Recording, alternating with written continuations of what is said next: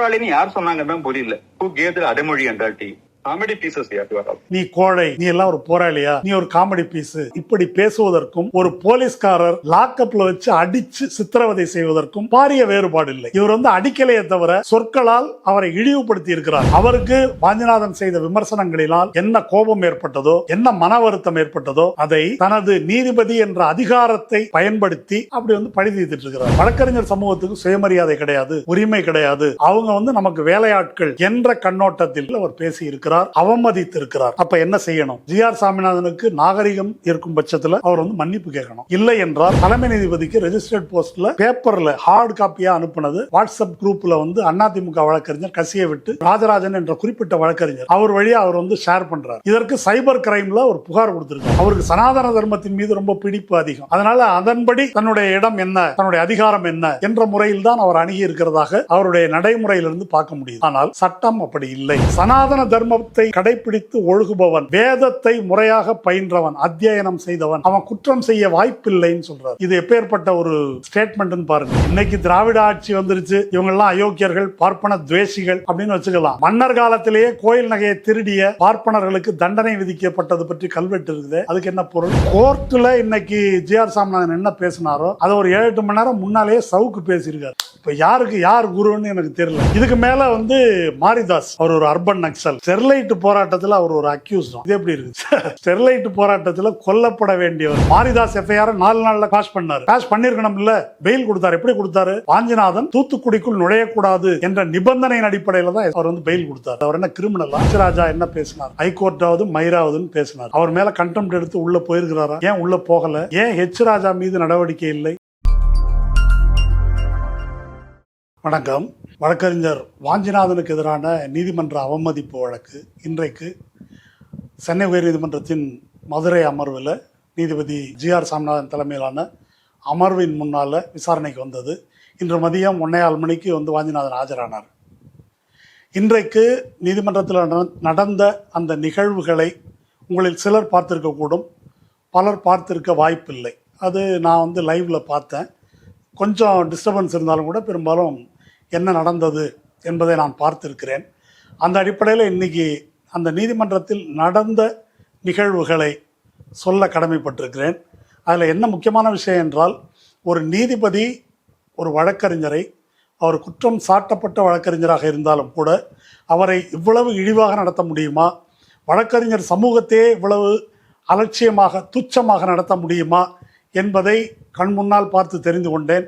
அது குறித்து அந்த நீதிமன்ற அறையில் இருந்தவர்கள் எந்தவித ஆட்சேபத்தையும் எழுப்பியதாக எனக்கு தெரியவில்லை. இனி நம்ம விஷயத்துக்குள்ளே போகலாம். உங்களுக்கு தெரியும், ஏற்கனவே இது தொடர்பான நேர்காணல்களில் நான் பேசியிருக்கிறேன். வழக்கறிஞர் வாஞ்சிநாதன் சென்ற வியாழக்கிழமை என்று அவரை தன்னுடைய அமர்வில் ஆஜராகுமாறு ஒரு சம்மன் அனுப்புகிறார் நீதிபதி. அந்த சம்மனுக்கு வாஞ்சிநாதன் ஆஜராகிறாரு. அன்றைக்கு ஒரு வழக்கு, அது தமிழ் பல்கலைக்கழகத்தில் ஒருத்தர் போட்ட வழக்கு, ஒருத்தருடைய பதவி உயர்வுக்கு எதிராக போட்ட வழக்கு. அதில் எதிர் மனுதாரரின் வக்கீலாக வாஞ்சிநாதன் இருக்கார். அப்படி வாஞ்சிநாதன் இருந்த போதிலும் இந்த வழக்கு விசாரணைக்கு வரும்போது நான் ஒரு மூத்த வழக்கறிஞரை அமர்த்தி கொள்ள விரும்புகிறேன் அப்படின்னு அந்த வழக்காடி, இவருடைய கிளையண்ட் சொன்ன காரணத்தினால் வாஞ்சிநாதன் என்ன செய்கிறாரோ அதை மாற்றி கொடுத்துட்றாரு. இதெல்லாம் எப்போ நடக்குது? 24ஆம் தேதி இந்த வழக்கு விசாரணைக்கு வருவதற்கு ஒரு வாரம் முன்னாலேயே சேஞ்ச் ஆஃப் வக்காலத்து கொடுத்துட்றாரு. 24ஆம் தேதி அந்த வழக்குக்கு நீதிமன்றம் வெளியிடுகின்ற காஸ் லிஸ்ட்டில் இந்த வழக்கின் வழக்கறிஞர் வாஞ்சிநாதன் என்ற பெயர் நீதிமன்றத்தாலேயே வெளியிடப்படவில்லை. இருந்த போதிலும் இந்த வழக்குக்கு இவர்தான் வழக்கறிஞர் என்று கருதி கொண்டதாக வைத்து இவருக்கு ஒரு சம்மன் அனுப்பி வாங்க அப்படின்றாங்க. வாஞ்சிநாதனுக்கு அது புரியல. நம்ம தான் இந்த கேஸை மாற்றி கொடுத்துட்டோமே, எதுக்கு கூப்பிட்றாருன்னு. இருந்தாலும் நீதிமன்றம் அழைத்து இருக்குது என்ற முறையில் அந்த சம்மனை மதித்து அவர் வராரு. வந்த உடனே நீங்கள் தானே இந்த வழக்குக்கு அப்படி ஆஜராகிறீங்க அப்படின்னு ஜி.ஆர். சாமிநாதன் கேட்குறாரு. இல்லை, நான் வக்காலத்தை மாற்றி கொடுத்துட்டேனே அப்படின்னு சொன்ன உடனே அதற்கு எதுவுமே பேசலை. அப்படியா, அப்போ கிளம்புங்கன்னு சொல்லியிருக்கணும். ஆனால் அப்படியா, அது இருக்கட்டும், நீங்கள் என்னை பற்றி இது மாதிரிலாம் பேசியிருக்கீங்க வீடியோவில், இன்னமும் அந்த கருத்தில் தான் இருக்கிறீங்களா? என்ன ஒரு என்னுடைய நீதிமன்ற நடைமுறைகளில் நான் சாதி கண்ணோட்டத்தை, மத கண்ணோட்டத்தை கடைபிடிப்பதாக பேசியிருக்கிறீங்க, இன்னமும் அந்த கருத்தில் தான் இருக்கிறீர்களா? ஆம் அல்லது இல்லை என்று பதில் சொல்லுங்கள்னு சொல்கிறாரு. அப்படி சொல்ல முடியாது, நீங்கள் எவிடன்ஸோடு பேசணும், எவிடன்ஸ் இல்லாமல் இப்படி திடீர்னு கூப்பிட்டு கேள்வி கேட்டிங்கன்னா அது வந்து பொருத்தம் இல்லை என்று சொல்லி அது ஒரு விவாதம் போகுது. அதெல்லாம் ஏற்கனவே கொடுத்த நேர்காணலில் நான் பேசியிருக்கிறேன். அதை ஒட்டி நீங்கள் எழுத்துப்பூர்வமாக கொடுங்க, நான் எழுத்துப்பூர்வமாக பதில் கொடுக்குறேன் என்று சொன்னதற்கு இந்த ஒரு வரியை மட்டும் எழுத்துப்பூர்வமாக கொடுத்துருக்கிறாரு. கொடுத்து ஆஜராக சொன்னதற்கு நீங்கள் மத்தியானம் ஆஜராகிருக்காரு. ஆஜராகி ஒரு 5-6 பக்க அளவிற்கு அவருடைய அந்த கேள்விக்கு விடை சொல்லி, அவருடைய கேள்வி என்ன, நீதிபதி ஜி.ஆர். சாமிநாதன் தனது நீதி வழங்கும் கடமைகளை ஆற்றுகையில், நான் தமிழ் மொழிபெயர்ப்பாக சொல்கிறேன், சாதிய சார்புடன் நடந்து கொண்டார் என்ற உங்களது குற்றச்சாட்டில் வாஞ்சிநாதனாகிய நீங்கள் இன்னமும் உறுதியாக இருக்கிறீர்களா? இதுதான் கேள்வி. இந்த கேள்விக்கு ஆம் அல்லது இல்லைன்னு பதில் சொல்கிறாரு. இது அப்படி பதில் சொல்லக்கூடிய கேள்வி அல்ல அப்படின்னு சொல்லிட்டு அதற்கான விளக்கங்களை தன்னுடைய பதிலில் வந்து அவர் கொடுத்துருக்கிறார். இந்த இன்னைக்கு வழக்கு விசாரணை வந்தவுடனே இதனுடைய பதிலை கொடுத்துட்டேன்னு சொல்கிறாரு. அப்போ அந்த பதிலை படித்து பார்த்து அதன் மீது பேசுவது என்பது வேறு. ஆனால் அதை வாங்கி வைத்து கொண்டு ஒரு சில நிமிடங்கள் அதை அப்படி புரட்டி பார்த்துட்டு அதெல்லாம் இருக்கட்டும் அப்படின்னு ஒரு வீடியோவை போட்டு, அந்த வீடியோவை போடுப்பா அப்படின்னு சொல்லிட்டு அந்த வீடியோவை பாருங்கள், அதில் நீங்கள் தானே பேசியிருக்கிறீங்க, அதில் என்ன எழுதியிருக்குது பாருங்கள், அதை அப்படியே உங்கள் வாயால் நீங்களே படிங்க அப்படின்றாரு இவர்கிட்ட. வாஞ்சிநாதன் ரீட் தட் டைட்டில் கீழே நீங்க கொடுத்த இன்டர்வியூ தான், சத்தமா படிங்க. அவருக்கு காட்சி கண்ணில் என்ன தெரிஞ்சு தெரியலன்னு தெரியல, அது தெரியலன்றார். ஓ, கண் எதுவும் பிரச்சனையா, கண்ணு தெரியலையா, அரவிந்த் ஆஸ்பத்திரி கூட்டின்னு போகலாமா அப்படின்னு கிண்டல் பண்ணுறாரு. கண்ணு தெரியலையோ, maybe you to be taken to Aravind hospital. அதற்கு பிறகு வாஞ்சிநாதன் தலையிட்டு என்ன சொல்றாருன்னா, நான் என்ன சொல்ல வேண்டுமோ அதை எழுத்துப்பூர்வமாக கொடுத்திருக்கிறேன். நீங்க கொடுத்த கடிதத்தில் என் மீதான குற்றச்சாட்டு என்ன என்பதை தரவுகளோடு எதுவும் குறிப்பிடவில்லை. அதனால இப்போ இங்கே கூப்பிட்டு வச்சுக்கிட்டு உன்னை காட்டி இதை பேசுனீங்க என்னன்னு கேட்டாக்க அப்படி சொல்ல முடியாது. எந்த சூழலில் எதற்காக பேசினோம் என்று ஒன்று இருக்கிறது. இந்த வீடியோவை இங்கே காட்டி அதுக்கு பதில் சொல்லுமாறு கேட்பது முறையல்ல. உங்களுடைய குற்றச்சாட்டு என்னவோ அதை எழுத்துப்பூர்வமாக தரவுகள் ஆதாரங்களுடன் கொடுத்தீங்கன்னாக்கா அதுக்கு நான் பதில் தர முடியும். வீடியோவை பார்த்து நான் சொல்ல முடியாது. அப்படி கேட்கறது முறை கிடையாதுன்றதான் எங்க இங்க நடக்கிறது. இந்த அமர்வு என்ன நடக்குதுன்னு எனக்கு ஒன்றும் புரியல. ஏனென்றால் இங்க ஃப்ரேமிங் ஆஃப் சார்ஜஸ் அப்படின்னு ஒன்று இருக்குது. அந்த ஃப்ரேமிங் ஆஃப் சார்ஜஸ் மாதிரி இந்த கோர்ட்டை நீங்க நடத்துறீங்க. வியாழக்கிழமை இன்னைக்கு என்ன சொன்னீங்க அப்படின்னு சொன்னால், நீங்கள் ஒரு உத்தரவு போட்டிருக்கீங்க. அந்த உத்தரவில் என்ன சொல்லியிருக்கீங்கன்னா, நான் ஒரு கிரிமினல் கண்டெம்ட் கமிட் பண்ணதற்கான பூர்வாங்க ஆதாரங்கள் இருக்கிறது என்று உங்கள் தீர்ப்பில் சொல்லியிருக்கீங்க அப்படின்னு சொல்லி அதை படித்து காட்டுறாரு. The conduct of Thiru Vanchinathan prima facie constitutes criminal contempt of court. That is why we could not have dropped the proceedings. இது அந்த தீர்ப்பில் வந்து அதனுடைய கடைசி பேராவுக்கு முதல் பேராவில் 24ஆம் தேதி அவர் வழங்கிய தீர்ப்பில் வந்து இருக்குது. இப்படி சொல்லியிருக்கிறீங்க. ஆனால் வியாழக்கிழமை நீங்கள் இப்படி கொடுத்துட்டீங்க. வெள்ளிக்கிழமை இன்னைக்கு அடிஷனல் ரெஜிஸ்ட்ரார் எனக்கு ஒரு தாக்கீது அனுப்புகிறாரு. அந்த தாக்கீதுக்கு என்ன பேர் அப்படின்னு சொன்னாக்கா, ப்ரீ காக்னிசன்ஸ் நோட்டீஸ். அதாவது ஒரு வழக்கை ஒரு நீதிபதி காக்னிசன்ஸுக்கு எடுத்துக்கொள்வதற்கு முன்னால் குற்றம் சாட்டப்பட்டவர் விளக்கம் தருவதற்கு வாய்ப்பளிப்பதற்கான தாக்கீது என்று பொருள். ஆனால் இவர் சொல்லியிருக்க அந்த தீர்ப்பில் சொல்லியிருக்கிறது இருக்கு இல்லையா, prima facie constitute criminal offence அப்படின்னு சொல்கிறது வந்து காக்னிசன்ஸ் எடுத்தாச்சுன்னு பொருள். வியாழக்கிழமை காக்னிசன்ஸ் எடுத்தாச்சு என்று ஒரு தீர்ப்பில் எழுதிவிட்டு அடுத்த நாள் ரெஜிஸ்ட்ரார் கொடுக்கறது காக்னிசன்ஸுக்கு எடுக்கிறதுக்கு முன்னால் உங்களை கேட்கறதுக்காக கொடுத்துருக்குறோம் என்று கொடுக்குறார்கள்.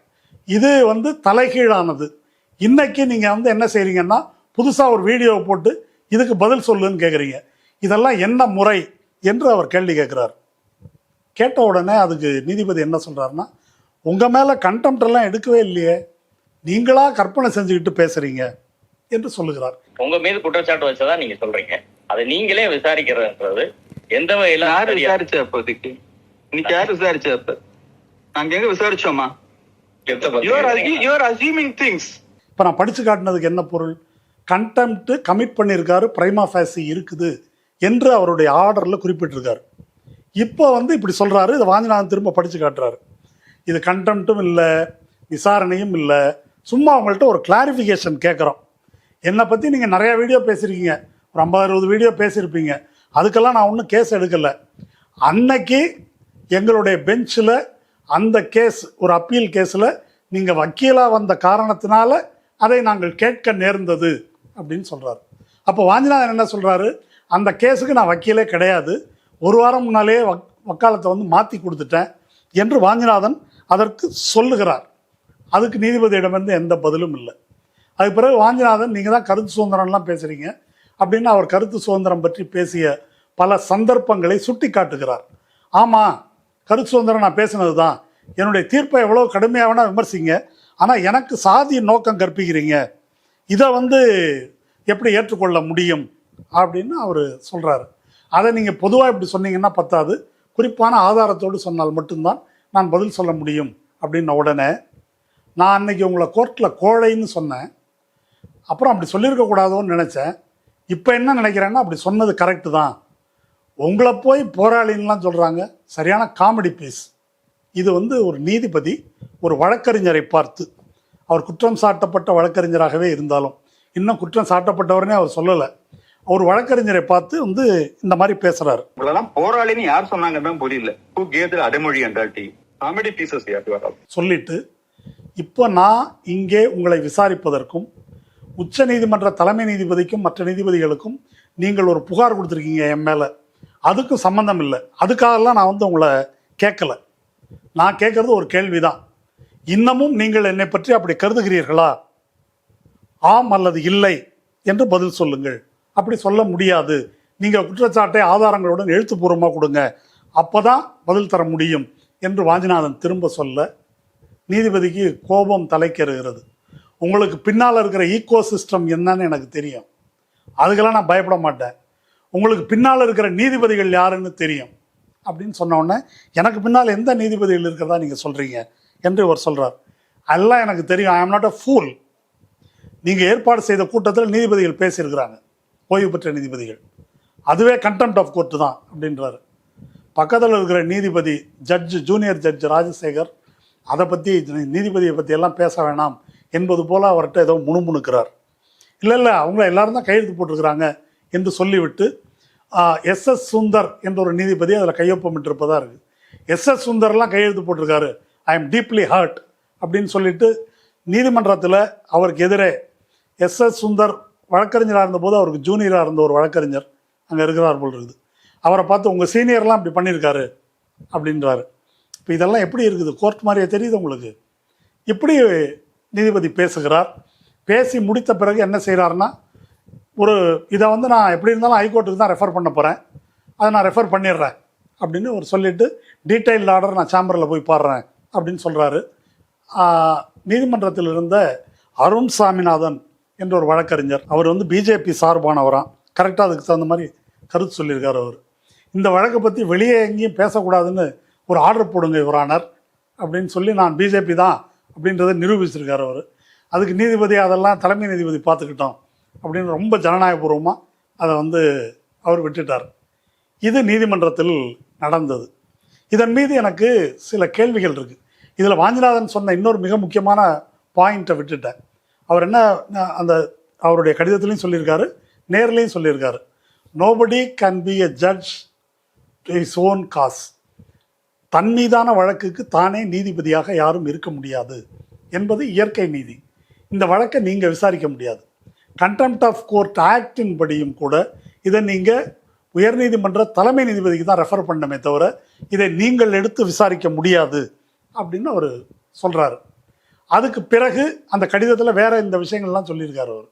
இந்த மாதிரி நான் தலைமை நீதிபதிக்கு ரெஜிஸ்டர்ட் போஸ்ட்டில் பேப்பரில் ஹார்ட் காப்பியாக அனுப்புனது வாட்ஸ்அப் குரூப்பில் வந்து அதிமுக வழக்கறிஞர் கசியை விட்டு இப்படி பரப்பி இருக்கிறார், இதற்கு சைபர் கிரைமில் நான் வந்து புகார் கொடுத்துருக்குறேன் அப்படின்றத அந்த மனுவில் வந்து அவர் குறிப்பிட்டிருக்கிறார்.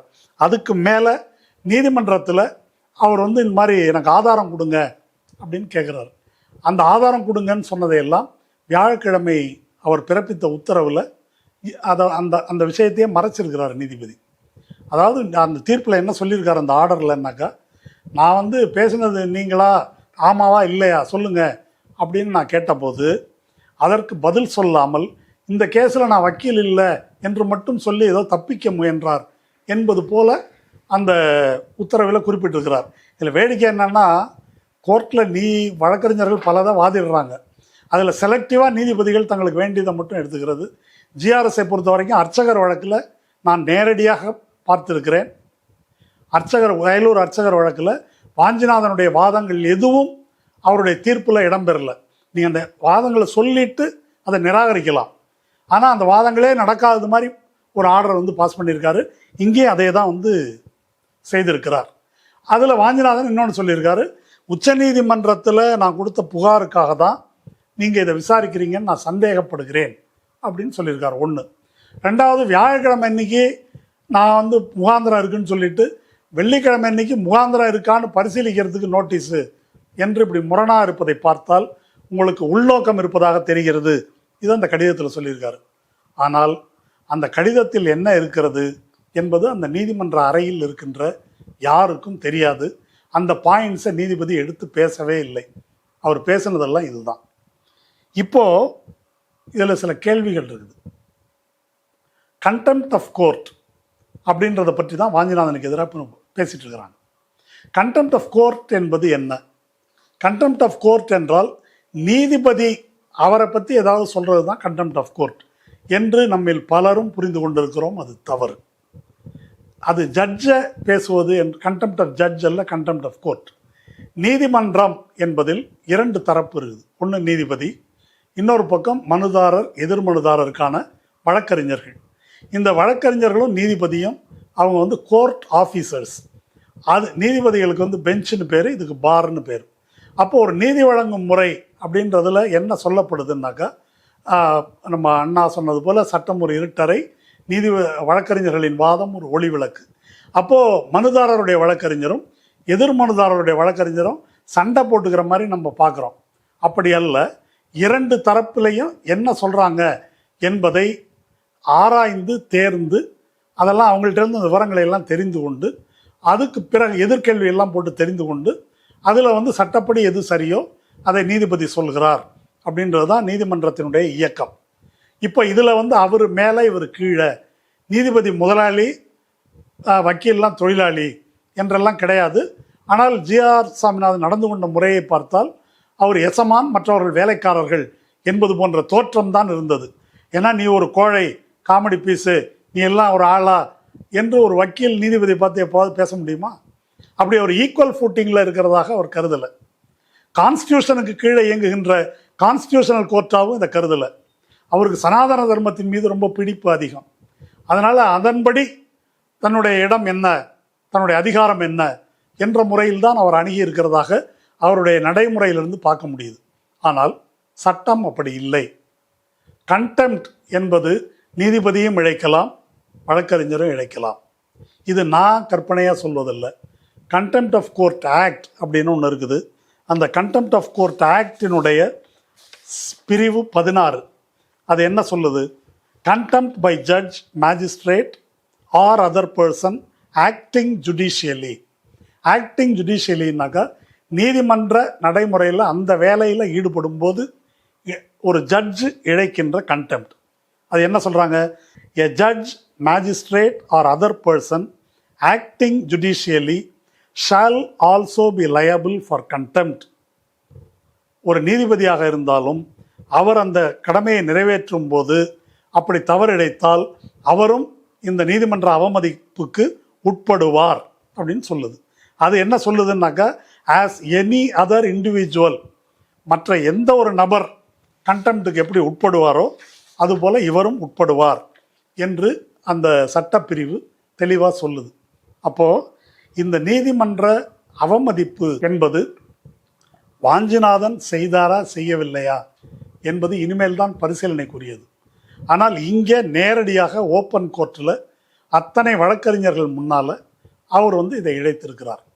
இந்த நீதிமன்ற விசாரணை முறை அவர் கடைப்பிடித்தது இருக்கு இல்லையா, அது எனக்கு தெரிந்த சட்டப்படி அது வந்து அரசமைப்பு சட்டத்துக்கும் கிரிமினல் ப்ரொசீஜர் கோடுக்கும் எதிரானது. அரசமைப்பு சட்டத்தில் செல்ஃப் இன்கிரிமினேஷன், தன்னைத்தானே குற்றம் சாட்டி கொள்வது, குற்றவாளியாக்கி கொள்வதற்கு எதிராக ஒருவருக்கு இருக்கின்ற உரிமை அப்படின்னு சொல்கிறது. அதை எளிமையாக சொன்னால் ரைட் டு சைலன்ஸ். ஒரு போலீஸ்காரர் கேள்வி கேட்டால் குற்றம் சாட்டப்பட்டவர் பதில் சொல்லித்தான் தீர வேண்டும் என்று இல்லை. அவர் மௌனம் சாதிப்பதற்கு உரிமை உண்டு என்பது சட்டப்படி இருக்கின்ற உரிமை. இப்போ நீதிமன்றத்தில் அந்த நீதிபதி வழக்கறிஞர் வாஞ்சிநாதனுக்கு என்ன செய்கிறாரு, இந்த வீடியோவை பார்த்து இதுக்கு பதில் சொல்லு, இந்த வீடியோவை பார்த்து இதுக்கு பதில் சொல்லு அப்படின்னு கேட்குறாரு. அதுக்கு நான் பதில் சொல்ல முடியாது, இப்படி கேட்பதே தவறு, எழுதி கொடுங்க நான் பதில் சொல்கிறேன் அப்படின்னு சொல்கிறார். அப்படி சொல்லிட்டாருன்னா வாஞ்சிநாதன் இப்படி சொன்னார் அப்படின்னு சொல்லிட்டு அவர் ப்ரொசீட் பண்ண வேண்டியது தான்.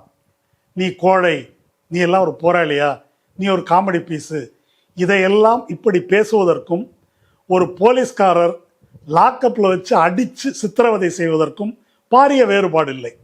இவர் வந்து அடிக்கலையே தவிர சொற்களால் அவரை இழிவுபடுத்தி இருக்கிறார். அத்தனை பேர் முன்னிலையில் வீடியோவில் நாடு பூரா பார்க்கும் வகையில் அவர் வந்து பழி தீர்த்து கொண்டிருக்கிறார் என்று சொல்லலாம். அவருக்கு வாஞ்சிநாதன் செய்த விமர்சனங்களினால் என்ன கோபம் ஏற்பட்டதோ, என்ன மன வருத்தம் ஏற்பட்டதோ, அதை தனது நீதிபதி என்ற அதிகாரத்தை பயன்படுத்தி அப்படி வந்து பழி தீர்த்துட்டு இருக்கிறார். அதுக்கு வாஞ்சிநாதன் திரும்ப ப்ரொவோக்காகி பேசுவார், பேசட்டும் என்பது நீதிபதியின் நோக்கமாக இருந்திருக்கும். ஆனால் அவர் அப்படி ப்ரொவோக் ஆகலை. சொல்லப்போனால் அந்த நீதிமன்ற அறையின் கண்ணியத்தை வாஞ்சிநாதன் கடைப்பிடித்தார், ஜிஆர் சாமிநாதன் கடைப்பிடிக்கவில்லை. இது அந்த லைவை பார்த்த எல்லோருக்கும் தெரியும், எல்லோரும் அதை புரிந்து கொள்ளலாம். அப்போ இந்த மாதிரி அப்படி ஒரு தவறு செய்திருக்கும் போது இந்த தவறை நாம் எப்படி பார்ப்பது? வாஞ்சிநாதனை ஜிஆர் சாமிநாதன், நீதிபதி ஜிஆர் சாமிநாதன் கேவலமாக பேசிட்டாரு அப்படின்னு எடுத்துக்கிறதா? வாஞ்சிநாதன் அவரை விமர்சனம் பண்ணார், பதிலுக்கு இவர் பேசினார் அப்படின்னா இது என்ன கொடாயடி சண்டையா, தெருச்சண்டையா? கிட்டத்தட்ட அப்படி தான் பேசினார் நீதிபதி. அப்படி இதை பார்ப்பதா என்பது தான் கேள்வி. இப்போ இன்றைக்கு வாஞ்சிநாதனுக்கு ஆதரவாக தமிழ்நாடு புதுச்சேரி வழக்கறிஞர்கள் சங்கம், ஜாக் என்ற வழக்கறிஞர்களுடைய இன்னொரு கூட்டமைப்பு, இவங்க வந்து எல்லா மாவட்ட தலைநகரங்களிலும் ஆதரவு தெரிவித்து ஆர்ப்பாட்டம் என்று அறிவித்திருந்தார்கள். சென்னை உயர்நீதிமன்ற வாயிலில் பல மூத்த வழக்கறிஞர்கள் உட்பட இன்று காலையில் ஆர்ப்பாட்டம் நடத்தியதை நாம் கண்டோம். இதற்கு முன்னதாக ஓய்வு பெற்ற 8 நீதியரசர்கள் ஒரு அறிக்கை விட்டிருந்தாங்க. அவங்க வாஞ்சிநாதன் மேலே நடவடிக்கை எடுக்காதீங்கன்னு சொல்லலை, வாஞ்சிநாதன் எந்த தப்பும் பண்ணலை அப்படின்னு சொல்லலை, இந்த வழக்கை நீங்கள் விசாரிக்கின்ற முறை தவறு என்பதை இவர் நீதியரசருக்கு சுட்டி காட்டியிருந்தார்கள். இவ்வளோதான், முறையை பின்பற்றுங்கள் என்பதுதான் அவங்க சொல்லியிருந்தது. இப்போது இவருக்கு வாஞ்சிநாதனுக்கு ஆதரவு தெரிவித்தவர்கள் எல்லாம் வாஞ்சிநாதனுடைய சொந்தக்காரர்களோ நண்பர்களோ அல்ல. ஒரு வழக்கறிஞர் என்ற முறையில் ஒரு வழக்கறிஞருக்கு இருக்கக்கூடிய ரைட், அந்த ரைட்டை வந்து அவங்க கேட்குறாங்க. சமீபத்தில் உச்சநீதிமன்றத்தில் ஒரு கேஸ் வந்தது.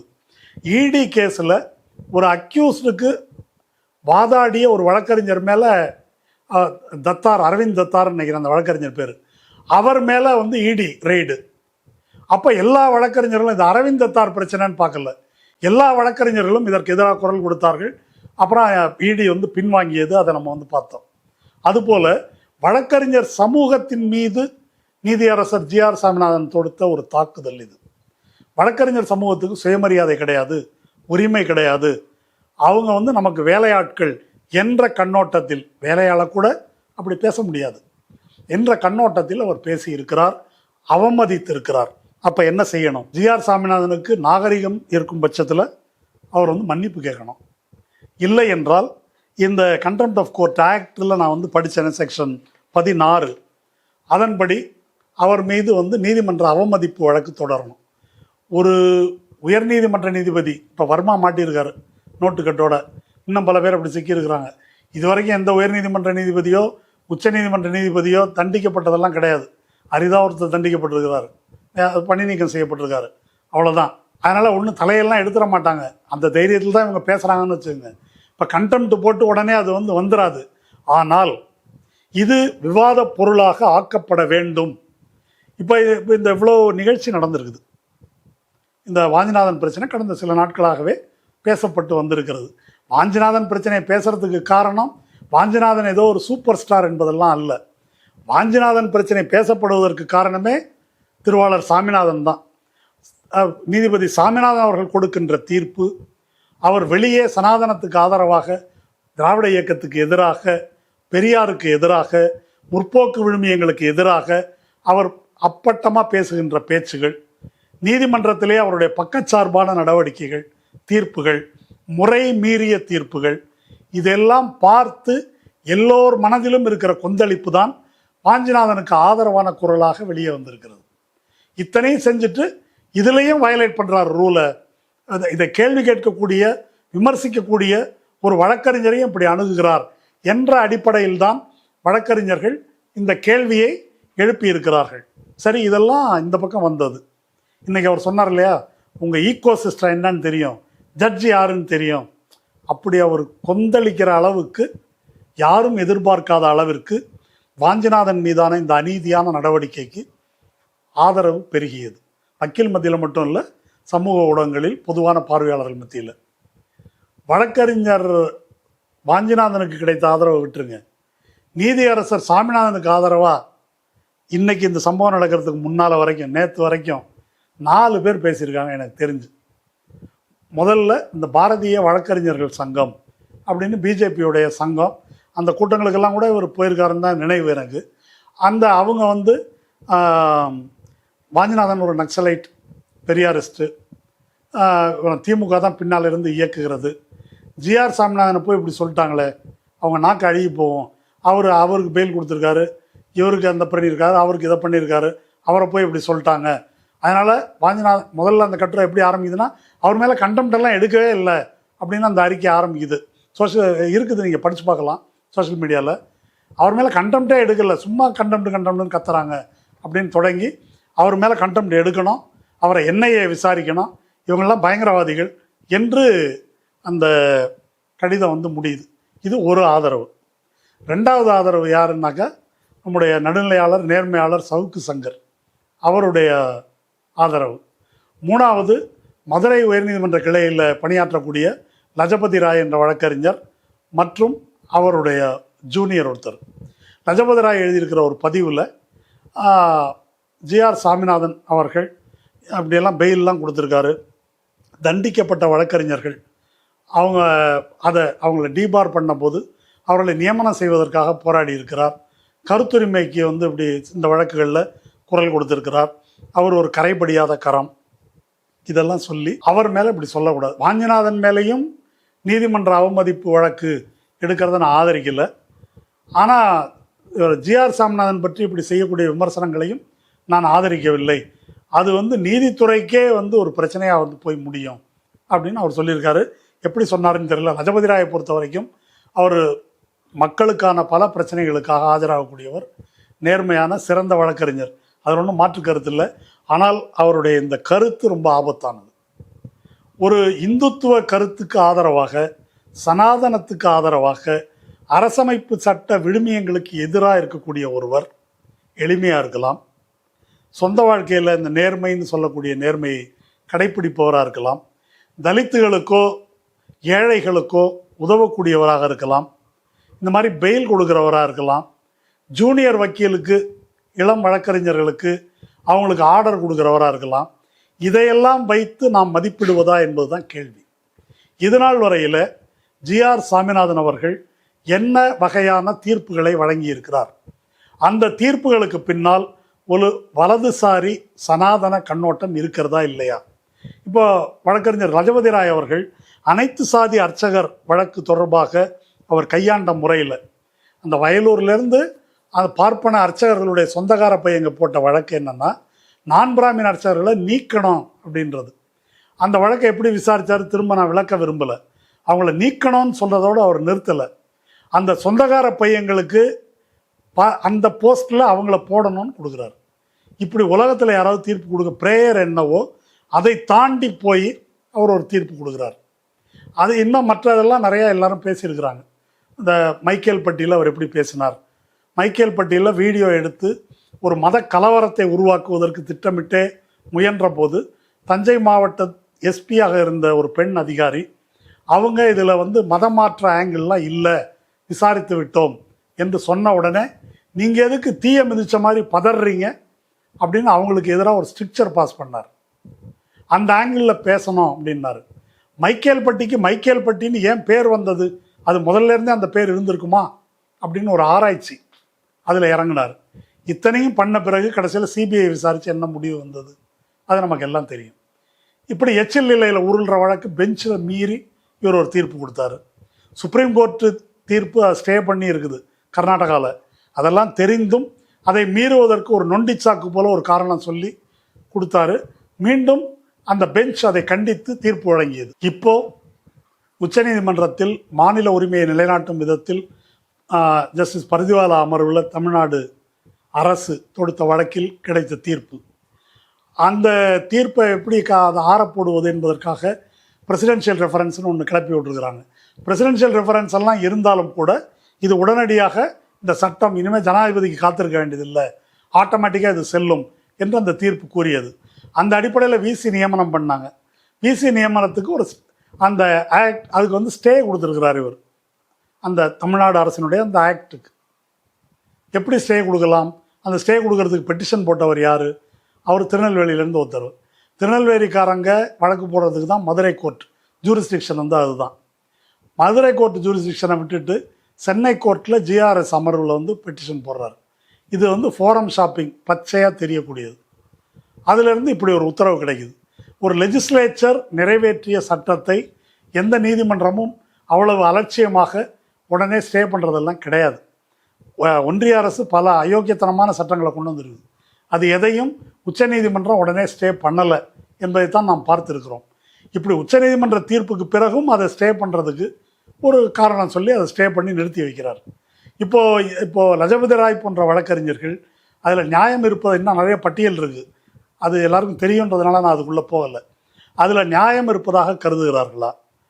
அவர் சனாதன தர்மத்தை இப்போ சமீபத்தில் அவர் பேசின வீடியோவெல்லாம் வந்துட்டுருக்குது. கார் எடுத்துகிட்டு போனாங்களாம் ஒரு அமெரிக்காவில் குடியேறிய ஒரு பெண்மணி, பார்ப்பன பெண்மணி. ஆப்வியஸ்லி அவங்க ஆக்சிடெண்ட் பண்ணி ஒருத்தரை கொண்டுடுறாங்க. உடனே அவருடைய சகோதரர் அவர் போனவர் இவங்க அமெரிக்கா போகிறது கெட்டு போகுமே அப்படின்னு குற்றத்தை தானே ஏற்றுக்கொண்டு போய் போலீஸ் ஸ்டேஷனில் அவர் சரண்டர் ஆகிட்டாராம். நான் தான் இடிச்சிட்டேன் அப்படின்னு சொல்லி அவர் மேலே கேஸ் போட்டு அவருக்கு 18 மாதம் நீதிமன்றம் தண்டனை விதித்திருக்கிறது. அதை பற்றி அவர் என்ன சொல்கிறார் அப்படின்னாக்கா, வழக்கமாக இதுக்கெல்லாம் 6 மாதம் தான் தண்டனை விதிப்பாங்க. அவர் குடுமி வச்சுருந்ததுனாலே என்னவோ அவருக்கு 18 மாதம் தண்டனை விதித்தார்கள் அப்படின்னு சொல்கிறாரு. இதில் ஒரு பக்கச்சாய்வு இருப்பதாக லஜபதி ராய் போன்றவர்கள் கருதலையா? குடுமையை வச்சவங்களை கொலையே பண்ணாலும் அவருடைய சிகையை எடுக்க வேண்டும், மற்றவர்களுக்கெல்லாம் தலையை எடுக்கணும் என்றது மனுநீதி சாஸ்திரம். வெள்ளைக்காரன் வர்றதுக்கு முன்னால் வரைக்கும் கோலோச்சிய நீதி அதுதான். ஆனால் குடுமி வச்சுருந்ததுனால தான் 18 மாதம் போட்டாங்க அப்படின்னு சொல்கிறாரு.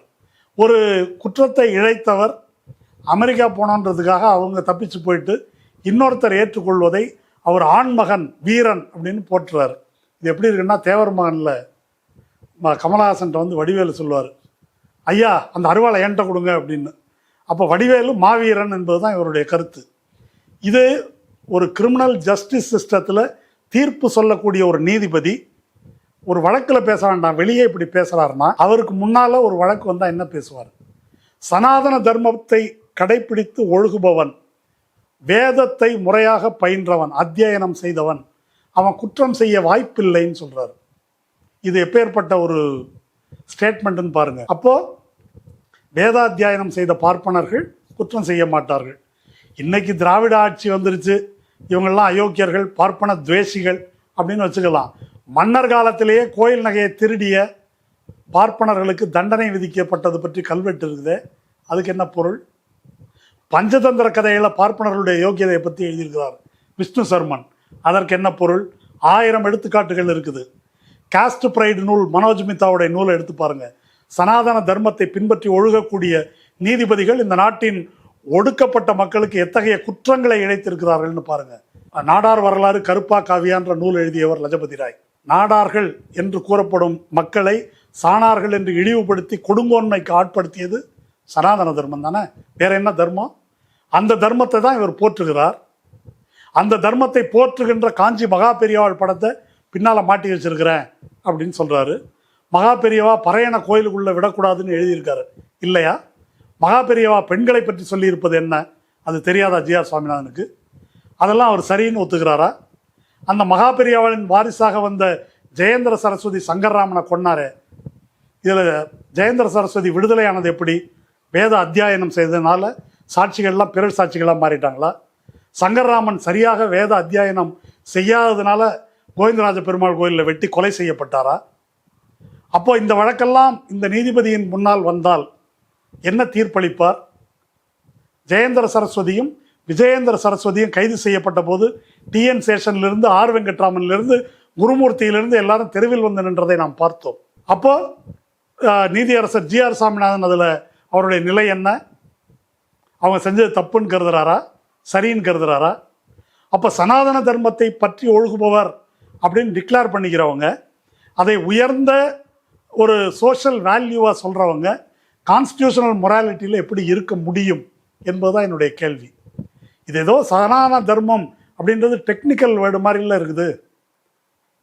மேல் பாதியில் கோயில் பூட்டி கிடக்காது, சனாதன தர்மம் தான். பல இடங்களில் தாழ்த்தப்பட்டவர்களை அனுமதிப்பதில்லையே, அது சனாதன தர்மம் தான். ஏன் பிற்படுத்தப்பட்ட சமூகங்களை சேர்ந்தவர்கள் தாழ்த்தப்பட்டவர்களை ஒடுக்குறாங்களே, அது என்ன சனாதன பைத்தியம் பிடிச்சதுனால தான் அப்படி நடந்துக்கிறாங்க, அந்த வெறியினால தான் நடந்து கொள்ளுகிறார்கள். அப்போது இதற்கெல்லாம் என்ன பொருள்? அப்படி இருக்கக்கூடிய ஒருவர் இன்றைக்கு இந்துத்துவம் கோலோச்சுகின்ற இந்த அரசியலில் அதற்கு இசைவாக தன்னுடைய கருத்தை முன்வைக்கக்கூடியவர். அவர் தனிப்பட்ட வாழ்க்கையில் நல்லவர், வல்லவர், இதெல்லாம் எதுக்கு?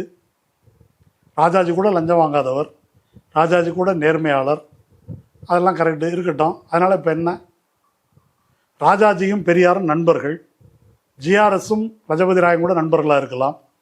ஆனால் பெரியார் அந்த நட்புக்காக ஒடுக்கப்பட்ட சமூகத்தினுடைய நலனை, உரிமையை, சுயமரியாதையை இம்மி அளவாவது விட்டு கொடுத்துருக்காரா? அவர் ராஜாஜியை எதிர்க்காமல் இருந்திருக்கிறாரா? தந்தை பெரியாரை பற்றி என்ன விமர்சனம் வேணால் சொல்லலாம், இவர் ராஜாஜிக்கு ஃப்ரெண்டு அதனால் அட்ஜஸ்ட் பண்ணிக்கிட்டாருன்னு ஒரு விமர்சனத்தை அவருடைய எதிரி யாராவது சொல்ல முடியுமா? அது அல்லவா ஒரு சரியான அரசியல் பார்வை? அது அல்லவா நாம் கடைப்பிடிக்க வேண்டிய விழுமியம்? அது இல்லாமல் இப்படி தனிப்பட்ட பண்பு நலன்களை இப்படி பேசிதான் காந்தி எளிமையானவர், அம்பேத்கர் கோட்டு போட்டவர்னு ஆயிடுச்சு இல்லை? அவர் எளிமையை வச்சு நம்ம என்ன பண்ணோம்? மகாபெரிவாருடைய எளிமையால் எனக்கு என்ன பயன்? மகாபெரிவா கூறுகின்ற கருத்து எந்த வர்க்கத்துக்கு, எந்த சாதியினருக்கு, சமூகத்தின் எந்த தட்டில் இருப்பவர்களுக்கு ஆதரவானது என்பதுதான் என்னுடைய பிரச்சனை. அதிலிருந்து தான் நம்ம அதை அணுக வேண்டும். அவர் இப்படி தடுமாறி இருப்பது வியப்பளிக்கிறது, வருத்தம் அளிக்கிறது. இப்போ அவர் பேசினதை இந்த அல்லு சில்லெல்லாம் பிடிச்சிக்கிட்டாங்க. இப்போ அதில் ஏகப்பட்ட பேர், இப்போ தான் நான் படிக்கலை, கேள்விப்பட்டேன், சவுக்கு சங்கர் பேசியிருக்கிறாராம். வாஞ்சிநாதன்லாம் சொந்தமாக இயங்கலை, அவருக்கு பின்னால் வில்சன் இருக்கிறாரு, அப்புறம் இன்னொரு அடிஷ்னல் அட்வொகேட் ஜெனரலாக ஒரு ரவீந்திரன், இவங்க தான் அவரை பின்னால் இருந்து முடுக்கிறாங்க. வாஞ்சிநாதனை எனக்கு 2003 2004 எனக்கு தெரியும். அவர் ப்ராக்டிஸுக்கு வந்த காலத்திலிருந்து தெரியும். ப்ராக்டிஸுக்கு வந்த அந்த தருணத்திலிருந்து போராட்ட களத்தில் இருப்பவர், மாக்காய்கா சார்ந்த அமைப்புகளில் மார்க்சிய அரசியலில் இயங்கக்கூடிய நாங்கள் சேர்ந்து இயங்கியவர்கள். எத்தனை போராட்டங்களில் அவர் இருந்திருக்காருன்றதுக்கு ஒரு நீண்ட பட்டியலே இருக்குது. அதை நான் இப்போ சொல்ல தேவையில்லை. அவரை யாரும் இயக்கி அவர் இயங்க வேண்டிய நிலையில் அவர் இல்லை. சொல்லப்போனால் இப்போ இருக்கிற இந்த திராவிட முன்னேற்ற கழக அரசின் தவறுகள் பற்றி, அமைச்சர்களின் தவறுகள் பற்றி சோஷியல் மீடியாவில் மிக கடுமையான விமர்சனங்களை கொஞ்சம் கூட சமரசம் இல்லாமல் பேசி வருபவர் தான் வாஞ்சிநாதன். அவர் இவங்க இயக்குறாரு அப்படின்னு சொல்கிறது அவங்கள ஃபிக்ஸ் பண்ண நினைக்கிறார் போன்றது. ஆனால் இதைவிட வாஞ்சிநாதனை கேவலப்படுத்துவது வேறு எதுவும் இல்லை. அவரை கோழைன்னு சொன்னதை விட இது இன்னும் கேவலம். அவர் தன்னுடைய கருத்துக்கு, அரசியலுக்கு எது சரியோ அதை பின்பற்றுகிறார், இயங்குகிறார் என்பதுதான் உண்மை. அது ஒரு விஷயம். இது என்ன, இப்போ நான் பேசினா இவனு திமுக சொம்பு, 200 ரூபா ஊப்பி, இதெல்லாம் சும்மா கொச்சையான பொருளற்ற ஒரு விஷயங்கள். இதில் என்ன வேடிக்கை அப்படின்னு சொன்னாக்கா, கோர்ட்டில் இன்னைக்கு ஜி.ஆர். சாமிநாதன் என்ன பேசினாரோ அதை ஒரு 7-8 மணி நேரம் முன்னாலேயே சவுக்கு பேசியிருக்காரு. இப்போ யாருக்கு யார் குருன்னு எனக்கு தெரியல. இது கண்டெம்ட் கேஸே கிடையாது அப்படின்னு அவர் பேசுகிறாராம். என்ன ஆச்சரியம்! தீர்ப்பில் இது இருக்குது.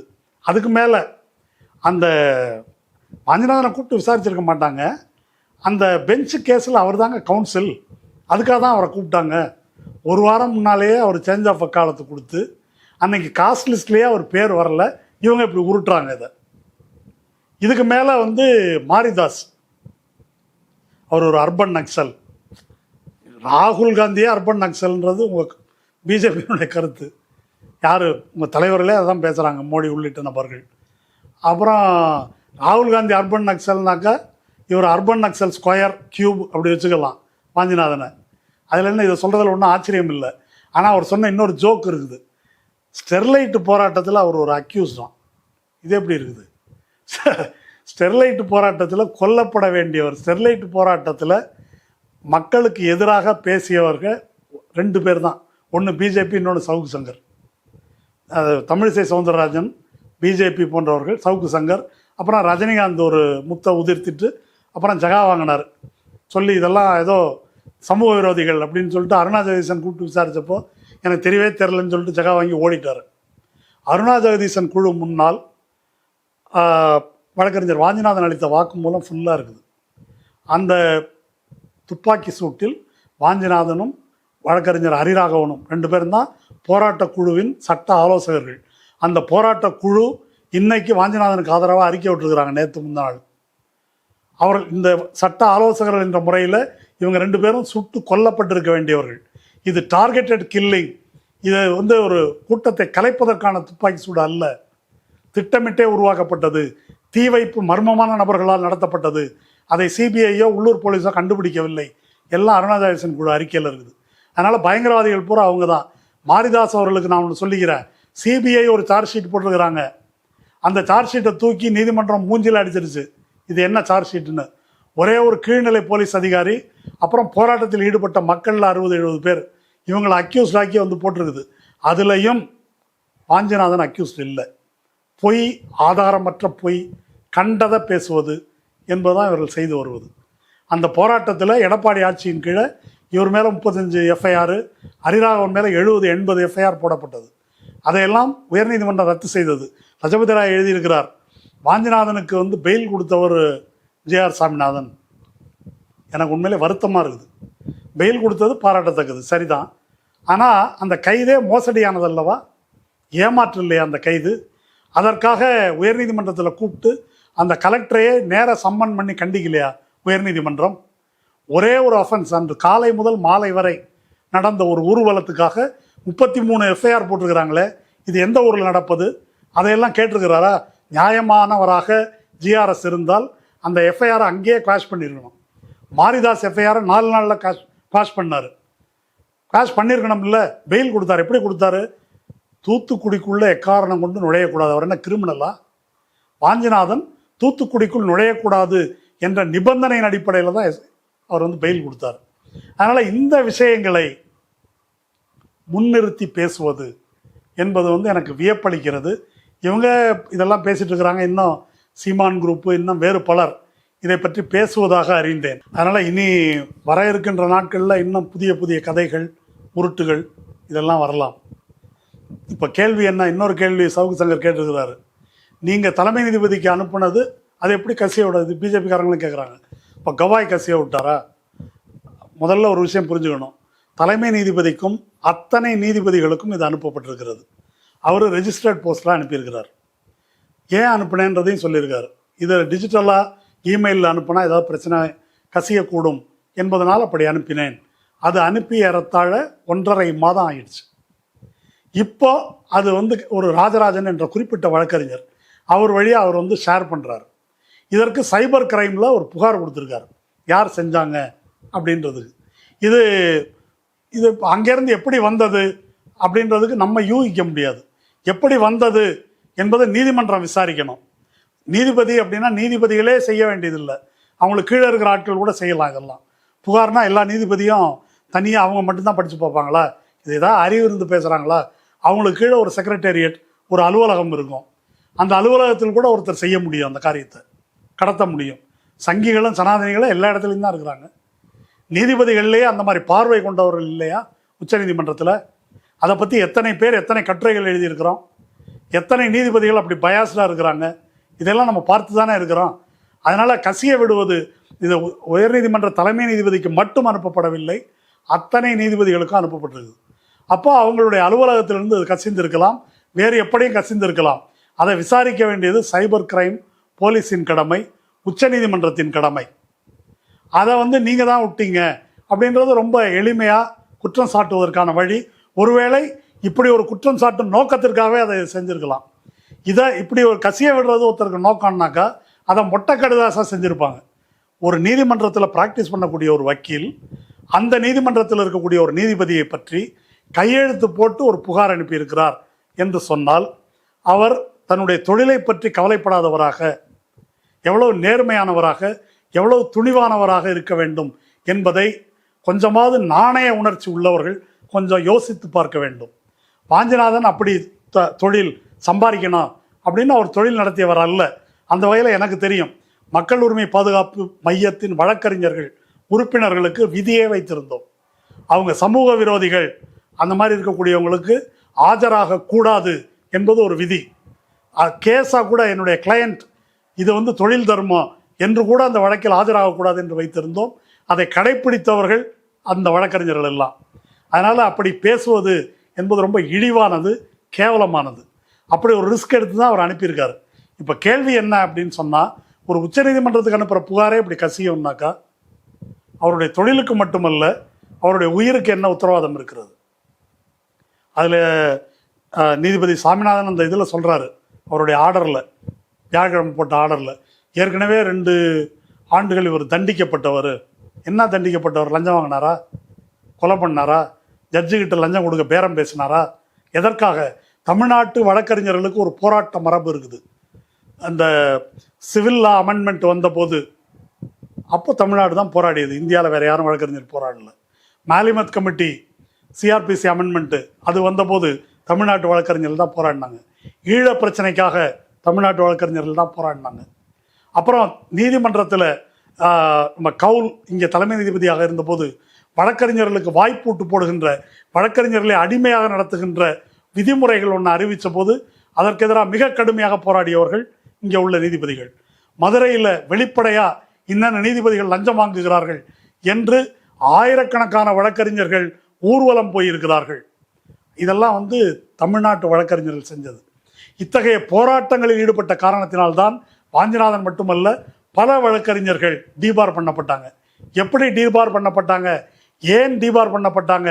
யாரால் செய்யப்பட்டார்கள் என்றால், மனன்குமார் மிஸ்ரா என்ற பார் கவுன்சில் ஆஃப் இந்தியாவினுடைய தலைவர், பிஜேபியினுடைய ராஜ்யசபா எம்பி, அந்த நபரால் செய்யப்பட்டார்கள். அதுக்கு திரைமறைவில் என்ன நடந்தது என்பதெல்லாம் எங்களுக்கு தெரியும். அப்போ இப்படியெல்லாம் செஞ்சாக்க நீ அடங்கி வாயை பொத்தி கொண்டு இருக்க வேண்டும் என்று இவர்கள் எதிர்பார்க்கிறார்கள். அப்படி செய்தும் கூட, தண்டித்தும் கூட அடங்க மறுக்கிறார்களே என்பதுதான் இவர்களுடைய பிரச்சனை. அதனால் அவர்கள் ஏதோ குற்றமடைத்து விட்டார்கள் என்பது அல்ல. அந்த வழக்கறிஞர்கள் எல்லோருமே ஒரு காமன் காசுக்காக, மக்கள் உரிமைக்காக, கான்ஸ்டிடியூஷனல் ரைட்ஸுக்காக போராடியவர்கள். அப்படிப்பட்டவர்களை பற்றி பேசுவதற்கு இந்த பேசுகின்ற ஜன்மங்கள், பிறவிகள், இவர்கள் யாருக்கும் எந்த விதமான அருகதையும் கிடையாது என்பதை பார்வையாளர்கள் புரிந்து கொள்ள வேண்டும். நம்ம செய்ய வேண்டியது என்ன? செய்ய வேண்டியது ஒரு விஷயம்தாங்க. ஒரு வாஞ்சிநாதன் பேசுறதுனால தான் இந்த பிரச்சனை. மற்ற வழக்கறிஞர்கள் இதை பேச வேண்டும். தமிழ்நாட்டில் பல நீதிபதிகள் பல விசித்திரமான தீர்ப்புகளை கடந்த சில ஆண்டுகளாக கொடுத்து கொண்டிருக்கிறார்கள். ஒரு எலெக்டட் கவர்மெண்ட்டுக்கு எதிராக ஒரு கூ நடத்துவது போல இவங்க ஒரு எதிர்க்கட்சி போல் அங்கே உட்காந்து, இங்கே இருக்கிற எதிர்க்கட்சி வேலையை பார்க்கல. தமிழ்நாட்டில் இருக்கிற ஹைகோர்ட் தான் அதில் இருக்கக்கூடிய பல நீதிபதிகள் தான் இந்த ஆட்சிக்கு எதிர்க்கட்சியாக செயல்படுகிறார்கள். அனைத்து சாதி அர்ச்சகர் சட்டம் தொடங்கி இப்போ விசி அப்பாயின்மெண்ட் வரையில் பலவற்றையும் கட்டை கொடுப்பதற்கும் முட்டுக்கட்டை போடுவதற்கும் இந்த மாதிரி பாஜகவுக்கு சாதகமான தீர்ப்புகளை வழங்குவதற்கும் அந்த நீதிபதிகள் செயல்படுகிறார்கள், தீர்ப்பு வழங்குகிறார்கள். அதை எதிர்த்து அந்த தீர்ப்புகளை விமர்சித்து, நீதிபதியை விமர்சிக்க வேண்டாம், அந்த தீர்ப்புகளை விமர்சித்து எத்தனை வழக்கறிஞர்கள் பொது வெளியில் பேசியிருக்கிறார்கள்? ஏன் பேச மறுக்கிறார்கள்? நீங்கள் பேசலைன்னா மக்களுக்கு எப்படி தெரியும்? வக்கீலே பேசலைன்னா மக்களுக்கு என்ன தெரியும்? மக்கள் ஜட்ஜு சொன்னால் கரெக்டாக சொல்லுவாங்க போல இருக்கு என்று நினைத்து கொண்டிருக்கிறார்கள். இருக்கின்ற நிலைமையை பேசுவது, விமர்சிப்பது பொதுவெளியில் என்பது வழக்கறிஞர்களின் கடமை. அப்படி கிரிட்டிக்கலாக இதை பேச ஆரம்பித்தால், கிரிட்டிக்கலாக அதை எழுத ஆரம்பித்தால், லைவ்லாம் இருக்குது, பார் அண்ட் பெஞ்ச் இருக்குது, வர்டிக்டம் போன்ற சைட் இருக்குது, லீஃப்லெட் இருக்குது, இப்படி பல இடங்களில் வயர்வலை, இதெல்லாம் இந்த தீர்ப்புகளை அக்குவேர் ஆணிவேராக பிரித்து எப்படி இவை அபத்தமாக விரோதமாக இருக்குது, இதுக்காகலாம் அவங்க வெக்கப்பட மாட்டாங்க, அது வேற விஷயம். ஆனால் அப்படி எழுத வேண்டும், மக்கள் மத்தியில் பேச வேண்டும். அப்படி பேச தவறுவதனால்தான் ஒரே ஒரு குரல் எழும்புகிறது. இதை கழுத்தில் துண்டை போட்டு இருக்கிறலாம் என்ற முறையில்தான் இந்த நடவடிக்கை எடுக்கப்பட்டிருக்கிறது. உங்களுக்கு எல்லாம் சொல்கிறேன், எச் ராஜா என்ன பேசினார்னு. ஹைகோர்ட்டாவது மயிராவதுன்னு பேசினார். அவர் மேலே கண்டெம்ட் எடுத்து உள்ளே போயிருக்கிறாரா? ஏன் உள்ளே போகலை? ஏன் எச் ராஜா மீது நடவடிக்கை இல்லை? ஏன் வாஞ்சிநாதன் மீது விழுந்து பிடங்குகிறார்கள்? வாஞ்சிநாதன் ஏதாவது ஒரு வார்த்தை அதுபோல் பேசியிருக்கிறாரா? அவருடைய விமர்சனங்கள் எல்லாம் அரசியல் ரீதியானவை, ஒரு தமிழ்நாட்டினுடைய சுயமரியாதை மரபின் அடித்தளத்தில் நிற்பவை. அப்படிப்பட்ட விமர்சனங்களை அரசமைப்பு சட்டத்தை பாதுகாக்கும் பொருட்டு, நீதியை பாதுகாக்கும் பொருட்டு முன்வைத்த வழக்கறிஞர் வாஞ்சிநாதன் அநீதியாக வேட்டையாடப்படுகிறார்.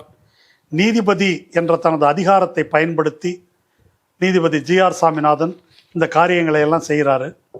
அவருடைய மற்ற நற்குணங்கள் என்று சொல்லப்படுபவற்றை முன்னிறுத்தி இவற்றை பின்னுக்கு தள்ளுபவர்கள் அவங்க எவ்வளோ நல்லவர்களாக அறிவிற் சிறந்தவர்களாக இருந்தாலும் இந்த நாட்டுக்கும் இந்த மக்களுக்கும் அவர்கள் நன்மை செய்யவில்லை. அவர் இப்போ ஜி.ஆர். சாமிநாதனுக்கும் நமக்கும் பர்சனலாக எந்த காழ்ப்பும் இல்லை. பொதுவாக ஜட்ஜு மேலே யார் பெட்டிஷன் போடுவாங்கன்னா வக்கீல், என் கேஸை கவுத்துட்டாரு, என் கேஸில் அந்த கட்சிக்கிட்ட லஞ்சம் வாங்கிட்டாரு, இந்த மாதிரி தான் பெட்டிஷன் போடுவாங்க. அவர் வாஞ்சிநாதன் முன்வைத்திருக்கின்ற பேசுகின்ற அவருடைய விமர்சனங்கள் எதிலும் அவருடைய கேஸ் தொடர்பாக அவருக்கு கிடைக்காதது தொடர்பாக எதுவும் கிடையாது. இந்த சமூகத்தின் நலன், இந்த சமூகத்தின் உரிமைகள், அதில் இந்த நீதிமன்றம் இந்த தீர்ப்புகள் என்ன தவறிழைக்கிறது என்பதைத்தான் அவர் விமர்சித்திருக்கிறார். அது வாஞ்சிநாதனுடைய தனிப்பட்ட பிரச்சனை அல்ல. இந்த அடக்குமுறையும் வாஞ்சிநாதனின் தனிப்பட்ட பிரச்சனை அல்ல. வாஞ்சிநாதனோ அவரை ஆதரித்து நிற்கின்ற மக்களோ நீதி அரசர்களோ வழக்கறிஞர்களோ இந்த அச்சுறுத்தலுக்கெல்லாம் பணிய மாட்டோம். இது ஒரு வாய்ப்பு. இந்த நீதித்துறை எப்படி இயங்குகிறது என்பதை எடுத்து காட்டுவதற்கான வாய்ப்பு. நான் முன்னரே கூறியது போல ஒரு கண்டெம்ட் என்பது நீதிபதி ஜி.ஆர். சாமிநாதனுக்கு எதிராக அதை மூவ் பண்ணணும் என்பது மட்டுமல்ல, இம்பீச்மெண்ட் கொண்டு வரணும் அவருக்கு எதிராக. இம்பீச்மெண்ட் என்பது இப்போ நோட்டுக்கத்தை சிக்கிய வழக்கில் வர்மாவுக்கு எதிராக வந்திருக்குது. அலகாபாத் உயர்நீதிமன்றத்தில் சேகர் யாதவ் என்ற வழக்கறிஞர் இஸ்லாமியர்கள் அப்படி பேசினார் என்பதற்காக எதிர்கட்சின்னா அவர் மேலே ஒரு இம்பீச்மெண்ட் கொடுத்துருக்குறாங்க. அதை அப்ரூவ் பண்ணுறதுக்கு முன்னாலே தங்கர் வெளியே போயிட்டாருன்னு வச்சுங்க. அது பெண்டிங் இருக்குது. அப்போது இஸ்லாமியர்களே அவர் கத்முல்லா என்று கேவலமாக பேசினார். ஜி.ஆர். சாமிநாதன் அப்படியெல்லாம் பேசக்கூடியவர் அல்ல அப்படின்றது தான் அவருடைய நற்குணங்களை போற்றுபவர்களுடைய கருத்து. ஆனால் ஜி.ஆர். சாமிநாதன் முன்னிறுத்துகின்ற உயர்த்தி பிடிக்கின்ற சனாதன தர்மம், அந்த விழுமியத்தின் பால் அவருக்கு இருக்கின்ற பற்றின் காரணமாக அவர் அளித்து வருகின்ற தீர்ப்புகள், அந்த விழுமியத்தின் அடிப்படையில் அவர் அரசமைப்பு சட்டத்துக்கு சொல்லுகின்ற வியாக்கியானம் அப்படின்னா ரொம்ப டெக்னிக்கலாக இருக்குல்ல. எப்படின்னு சொல்கிறேன், எச்சில் நிலையில் உருள்ற உரிமைக்கு அவர் என்ன சொல்லியிருக்கார் தெரியுமா? சுப்ரீம் கோர்ட்டு உருளு சேவை என்ற கர்நாடகத்தில் நடக்கிறதுக்கு ஸ்டே கொடுத்துருக்குது. இதற்கு முன்னால் நீதிபதி மணிக்குமார் தலைமையிலான பெஞ்ச் இது மனித மாண்புக்கே எதிரானது அப்படின்னு தீர்ப்பு கொடுத்துருக்குது. அதை மீறி ஹெச்ஆர்என்சிக்கோ ரெவென்யூ அதிகாரிகளுக்கோ நோட்டீஸே போடாமல் அந்த உருளுவது ஒரு மத உரிமை, ஜனநாயக உரிமை அப்படின்னு ஒரு தீர்ப்பு கொடுத்துருக்காரு. அது மத நம்பிக்கைன்னு சொன்னால் மட்டும் பத்தாதா, அதுக்கு மேலே ஒன்று சொல்லியிருக்காரு. குடிமக்கள் இந்தியாவின் எந்த பகுதிக்கும் நடமாடும் உரிமை அப்படின்னு ஒன்று இருக்குது, அதில் உருளும் உரிமையும் வருது அப்படின்னு அந்த தீர்ப்பில் சொல்லியிருக்கிறார். இதை விட காமெடியாக ஒரு தீர்ப்பு கொடுக்க முடியுமா அப்படின்னு எனக்கு தெரியல. பெஞ்சு தீர்ப்பை ஓவர் ரூல் பண்ணுறதுக்கு ஒரு நியாயத்தை அவர் சொல்லியிருக்கார். அதில் இந்த சதாசிவ பிரம்மேந்தாள் மடம் அவங்களுக்கு நோட்டீஸ் போடாமல் ஒருதலை பட்சமாக அவர் போட்டு விட்டார்.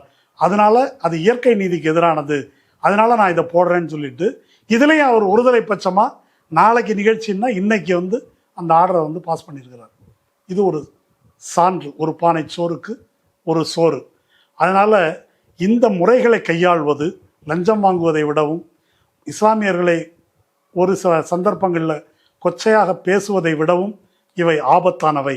ஒரு சிஸ்டம் என்ற முறையில் இந்த டெமோக்ராட்டிக் செட்டப்பை, இந்த கான்ஸ்டியூஷனை, லிபர்ட்டி, ஈக்குவாலிட்டி, ஃப்ரெட்டர்னிட்டி அடிப்படையில் அமைக்கப்பட்ட இதை கொஞ்சம் கொஞ்சமாக அரித்து சனாதன தர்மத்தின் அடிப்படையில் அதற்கு வியாக்கியானம் சொல்வதற்கான முயற்சி வெவ்வேறு கோணங்களில், வெவ்வேறு தரப்பினரால், வெவ்வேறு வடிவங்களில் மேற்கொள்ளப்படுகிறது.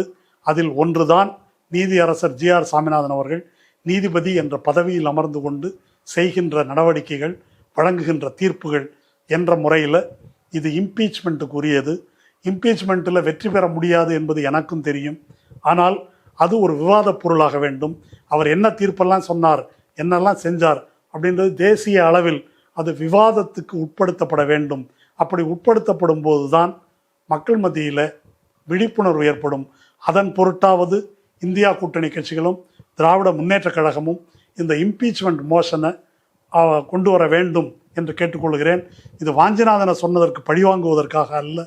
இது தமிழ்நாட்டை, இந்த அரசமைப்பு சட்டத்தை பாதுகாப்பதற்கு என்ற கூற்றுடன் நிறைவு செய்கிறேன்.